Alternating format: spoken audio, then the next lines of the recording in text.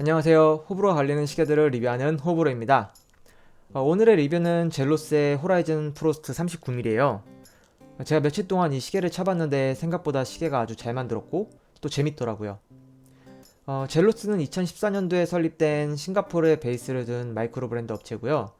많은 마이크로 브랜드들이 생겨났다가 또 빠르게 사라지는 이 시장에서 나름대로 자리를 잡은 브랜드입니다. 브랜드 이름인 젤로스는 그리스의 질투 또는 경쟁의 신 이름이라고 해요. 그래서 젤로스란 이름에서 열의를 의미하는 질이 파생되었다고 합니다. 브랜드의 이름에서처럼 젤로스가 참 열정적으로 다양한 시도를 하고 있는 것 같아서 개인적으로 이름값 한다라고 생각했어요. 제가 젤로스를 좋게 생각하는 점이 초기 모델들은 비록 제 취향이 아니었지만 정말 얘네가 엄청 열정적이에요. 그래서 제가 당시 6, 7년 전쯤에 구입했던 마이크로 브랜드 회사들은 지금은 대부분 사업을 철수하거나 활동이 눈에 띄게 뜸해졌는데 얘네들은 오히려 엄청 활발하게 생산 활동을 하더라고요. 그 꾸준히 노력하고 변화하려는 모습이 감명 깊었습니다. 패키징부터 살펴볼게요. 이건 상당히 실용적인 원목 박스고요. 시계 용품이나 잡다한 것들을 보관하기 용이할 것 같아요.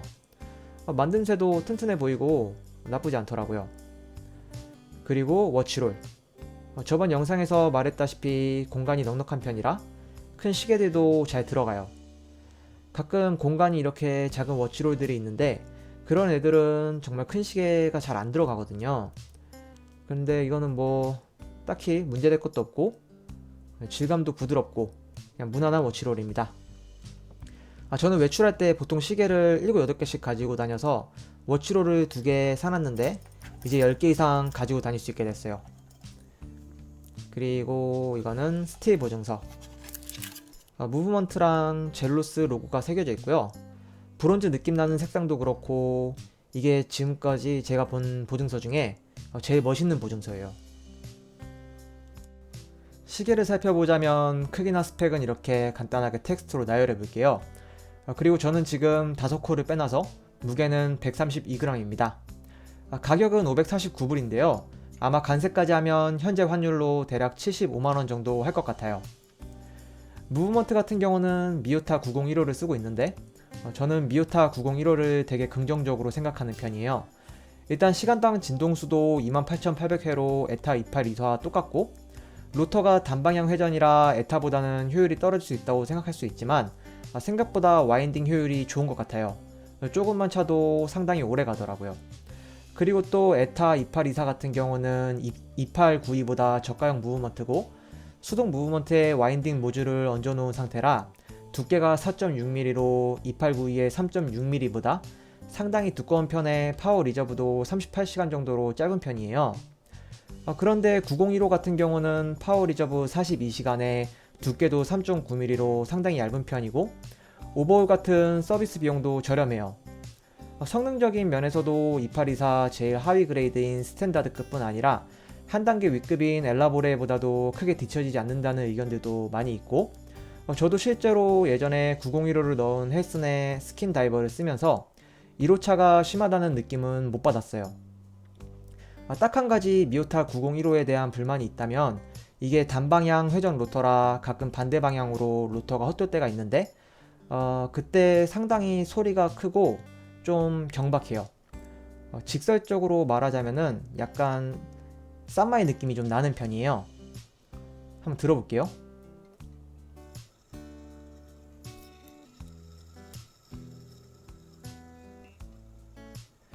네. 그래서 그것만 제외하면 에타 2824 엘라볼에 넣고선 100만원, 150만원 하는 것보다 그냥 미오타 9015 넣고선 50만원, 60만원 정도 하는 게 소비자 입장에서는 훨씬 더 합리적인 선택지라고 봅니다.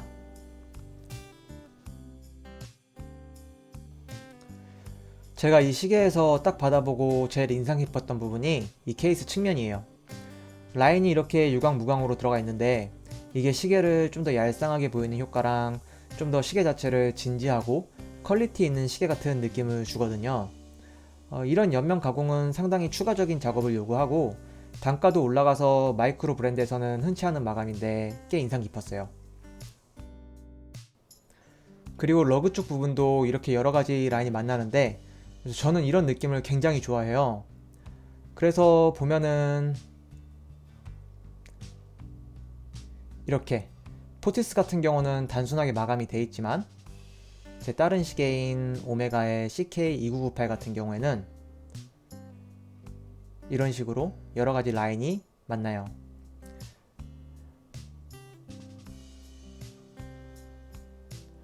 그리고 세이코의 삭스 055 같은 경우도 이런 식으로 되어 있죠.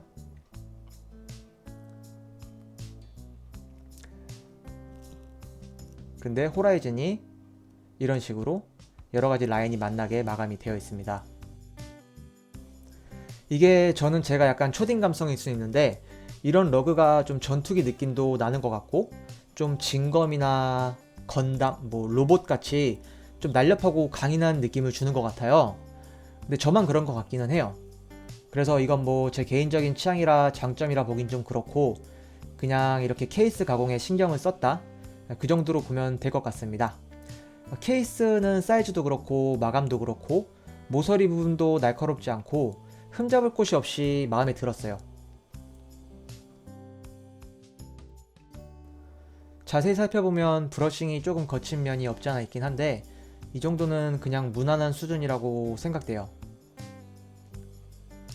그래도 군데군데 약간 이렇게 거친 면이 좀 있더라고요. 그리고 이 스크류다운 용도랑 케이스 사이에 조금 공간이 있어요. 이게 저 같은 경우는 크게 신경은 안 쓰이는데 다 안 잠긴 느낌을 줘가지고 좀 호불호가 갈릴 것 같기는 해요.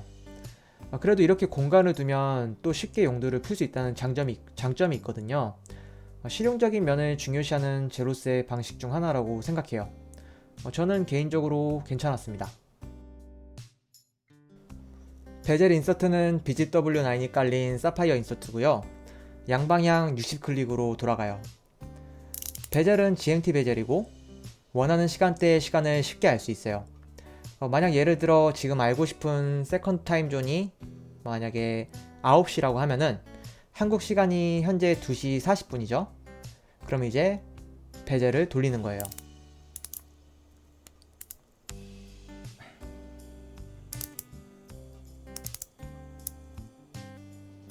이렇게 맞춰 놓으면 이제 세컨드 타임 존은 9시 20분이 되는 거고 앞으로 이제 시간이 갈수록 바로 베젤을 통해서 시간을 알 수 있는 거예요.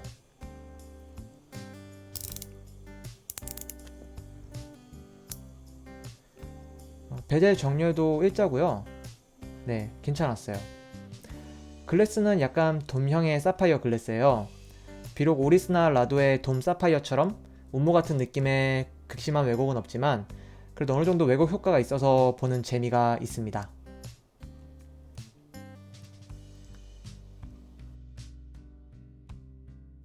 케이스백 같은 경우가 조금 애매한데 베젤에서도 알 수 있듯이 이 시계가 약간 여행용 시계를 지향해요. 그래서 케이스백에 지구본을 인그레이빙 한 듯한데 이게 약간 볼록 튀어나와 있거든요, 지구처럼. 그래서 보는 재미는 있어요. 근데 보면 알겠지만 지구 비율이 엉망이에요. 심지어 한국이 없어요. 그렇잖아요. 이게 한국은 아닐 거 아니에요? 그래서 차라리 이렇게 케이스백을 해놓을 거면 젤로스 로고나 아니면 다른 걸 해놓던지 비율을 좀 각 잡고 정확하게 했으면 좋았을 텐데 그 점이 좀 아쉬웠어요. 그리고 이게 인스타그램에 각 100여 개 정도씩 생산했다고 해서 그런 줄 알았는데 뒤에 보니까 이렇게 150 표시가 되어 있더라고요. 그래서 아마 150개 정도씩 생산을 한 것 같습니다. 그래도 뭐 케이스백은 편하고 크게 불만은 없어요. 만지는 느낌도 좋았었고. 이제 다이얼을 볼 차례인데요. 일단 다이얼 자체가 되게 쨍하고 선명한 느낌을 줘요. 거기서부터 일단 호감이었고 이게 전체 BGW9 풀 야광 다이얼이고 인덱스와 핸즈에는 슈퍼 루미노바 C3를 발라놨어요. 그리고 다이얼에도 스타워즈 하이퍼스페이스 드라이브가 연상되는 일직선들이 중심부에서 퍼져나가고요. 그러고 보니까 시계 자체도 약간 스톰트루퍼 느낌도 나는 것 같기도 하더라고요. 질감 자체는 프로스트라는 이름답게 눈이 많이 쌓인 듯한 소복소복한 느낌이에요. 거기다가 또 깨알같이 펄이 들어가 있어서 햇빛 아래서 눈이 빛에 반사되듯이 조금 반짝여요. 무엇보다 야광이 정말 깔끔하고 균일하게 잘 발라져 있어요. 글씨나 로고에도 번짐 같은 것도 없고요. 이런 야광 흐트러짐 같은 거는 마이크로 브랜드뿐만 아니라 메이저 브랜드에서도 종종 보이는 실수인데 젤로스가 확실히 퀄리티가 좋다고 소문이 난 게 거품은 아닌 것 같아요. 이 크롬으로 둘러싸인 바 인덱스도 슈퍼 루미노바 C3가 강하게 발라져 있어서 빛을 받으면 초록색을 띠거든요. 그 점도 되게 좋았어요.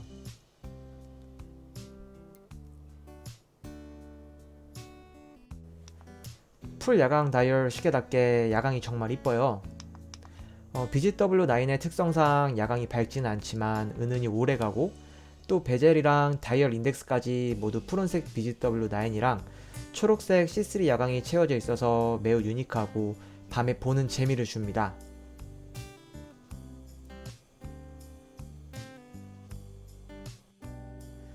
브레이슬릿은 다이얼이랑 더불어서 제가 가장 마음에 드는 부분이에요. 마감도 아주 부드럽고 손목에 착 감겨요. 두께도 두껍지 않고, 또 20mm 러그에서 버클부로 가면서 18mm로 테이퍼링도 아주 자연스러워요. 클라스프의 로고도 멋스럽게 인그레이빙 돼 있고, 또 퀵 릴리즈로 브레이슬릿의 탈착도 매우 편하고요. 근데 그것보다 더 마음에 들었던 건 이 미세 조정이에요. 보통 일반적인 시계들은 미세 조정이 구멍으로 일일이 조정을 해주거나 아니면 반코로 줄이는 방식을 쓰는데, 이거는 이런 식으로 당겨서 바로 늘리고 줄일 수 있는 슬라이딩 마이크로 어드저스트를 사용했더라고요. 정말 퀄리티나 사용자 편의적인 면에서 매우 인상적이에요. 그럼 이제 좀 불만이었거나 아쉬웠던 점을 얘기해야 할 것 같은데, 다이얼의 QC가 사실 뭐 인덱스가 고르지 않거나 그런 거는 그냥 눈에 잘 안 보이니까 넘어갈 수 있어요. 근데 이거는 다이얼에 약간 이물질이 있어요. 시계 좋아하는 분들은 알 거예요. 눈에 한번 이런 거 보이면 계속 신경 쓰이는 거. 근데 이건 뭐 제품 차이니까 받아들여야죠. 이런 거 따지고 시계 보내고 기다리고 하면 저도 힘들고 젤로스도 힘들고, 뭐 그렇게까지 할 정도로 이물질이 거대한 건 아니니까 그냥 감성으로 받아들입니다. 그리고 이건 개인적인 불만인데, 다이얼의 글씨가 너무 작아요. 이렇게 보면은 비율적으로도 좀 안 맞고, 그리고 너무 작으니까 좀 답답한 느낌을 줘요. 그래서 좀만 컸으면 더 좋았을 뻔했다 이런 생각이 들고요. 그리고 베젤 액션이 많이 빡빡해요. 이게 힘을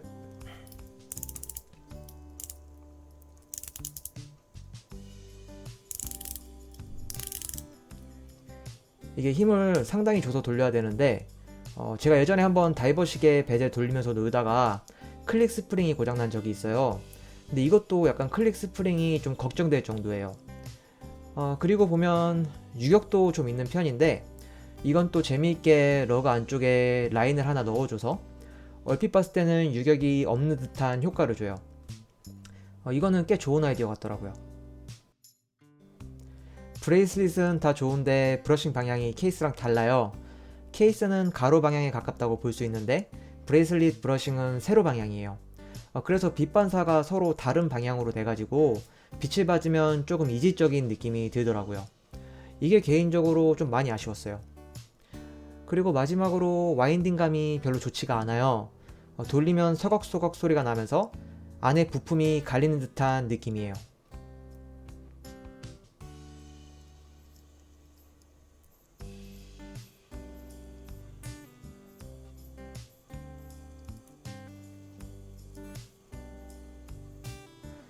그래서 눈에 보이는 부분이나 편의적인 부분은 잘 만들었는데, 잘 안 보이는 부분에도 조금 더 신경을 썼으면 좋았을 뻔했다 라는 생각이 들었습니다. 결론을 말하자면 젤로스가 마이크로 브랜드를 넘어섰냐고 물어본다면 저는 아직 그렇다고 말하기는 힘들다고 봐요.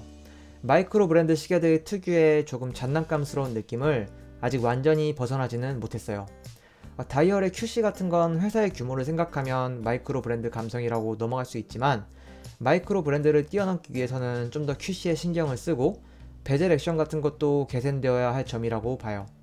하지만 젤로스의 케이스 가공이나 다이얼 마감, 그리고 유저 친화적인 장치들과 또 시장의 흐름을 읽고 소통하고 끊임없이 변화하려는 모습과 젤로스가 판매하는 고가의 다마스커스나 뚜르비용도 완판되는 걸 보면 젤로스는 지금 충성 고객들을 확보했어요. 그렇기 때문에 젤로스의 열정과 충성 고객들을 볼 때 젤로스가 지금 페이스를 유지한다면 분명 앞으로도 훨씬 더 발전할 수 있는 잠재력은 충분하다고 봅니다. 시계에 관해서 젤로스에게 인스타그램을 통해서 질문을 했었는데 빠르고 친절하게 답변을 하는 모습을 보고 참 기본이 잘 되어 있는 회사라는 걸 다시 한번 느꼈습니다. 네, 오늘은 이렇게 젤로스 호라이즌 프로스트 리뷰를 해봤습니다. 이 시계를 통해 마이크로 브랜드에 대해서 다시 한번 호감을 갖는 계기가 되었고, 앞으로도 종종 퀄리티가 좋고 합리적인 가격에 제 스타일인 시계가 나온다면 구입을 하게 될 것 같아요. 그리고 다음 리뷰는 아주 저렴한데 정말 재밌는 시계가 있어요. 그래서 그 시계 리뷰를 해보려고 합니다. 영상이 재밌었다면 구독, 좋아요, 알림 설정 부탁드립니다. 감사합니다. 이상으로 호불호였습니다.